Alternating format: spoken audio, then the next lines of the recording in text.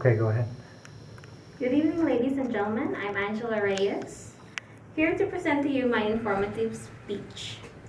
I can say without a doubt we all love our own sweets, but have you ever wondered where it was discovered?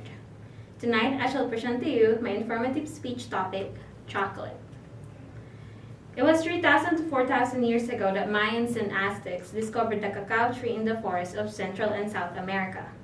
To be more precise, it is now what we call Mexico. Not only did the Mayans and Aztecs found ways to use cacao, they also worshipped it. They made beans found inside the cacao as money for their living.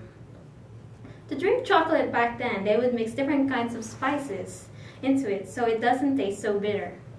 And they also liked it foamy, which they made by pouring chocolate from great heights to produce lots and lots of bubbles. The Aztecs believed that human sacrifice is needed to offer to their gods.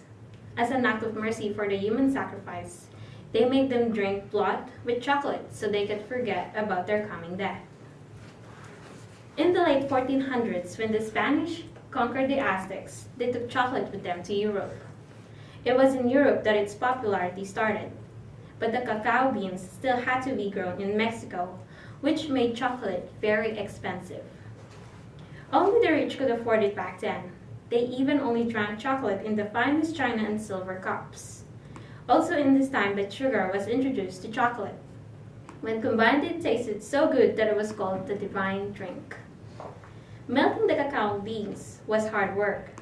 Slaves were popular back then for this, and one of the reasons why chocolates were expensive. But Coenraad van Houten's invention changed it all. His machine was able to separate the oil coming from the cacao beans, which made drinking chocolate less greasy. Also in this time that the word cocoa for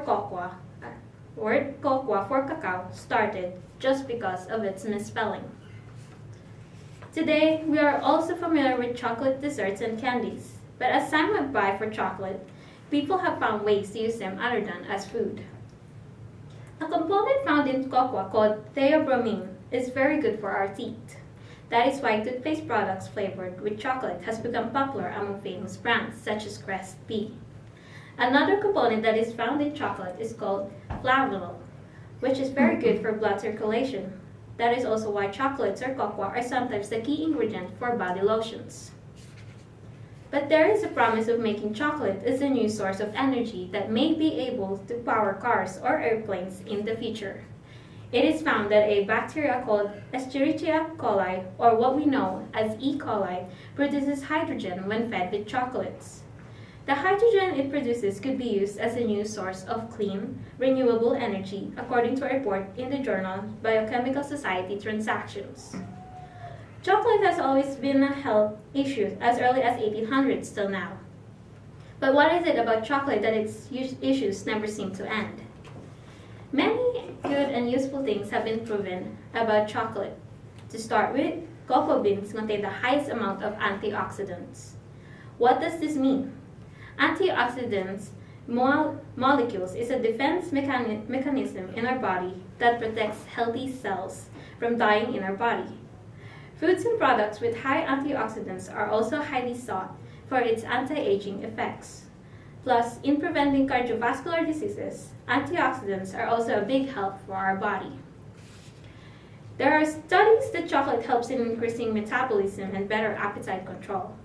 There have been tests and experiments about the consumption of chocolate. Some have proven that a controlled daily intake of chocolate helps us for better digestion. Another is protein also found in cocoa, which helps increase our satisfaction for food. In return, it gives us control over our body weight. Fibers are also in cacao beans. It helps us reduce the risk of getting colon cancer. We all have heard about the connection of chocolate and happiness, but how does this really work? Anandamide is one of the chemicals found in chocolate that stimulates our brain's pleasure receptors. Chocolate also spikes our endorphin level that activates our entire pleasure regions in our brain, creating very happy brain cells. Phenylethylamine, or PEA, that is also known as love drug, is also found in cocoa, and together with the other chemicals in chocolate, it gives us more positive feelings. So in conclusion, most health specialists won't advise large intakes of chocolate, but they do recommend cocoa, for it is chocolate in its purest form. Many have also proven the positive sides of chocolate, but the bad side of it is still what is widely known. A lot of doctors and researchers may have proven the good things, but intake of a healthy diet will still be our own responsibility. Thank you.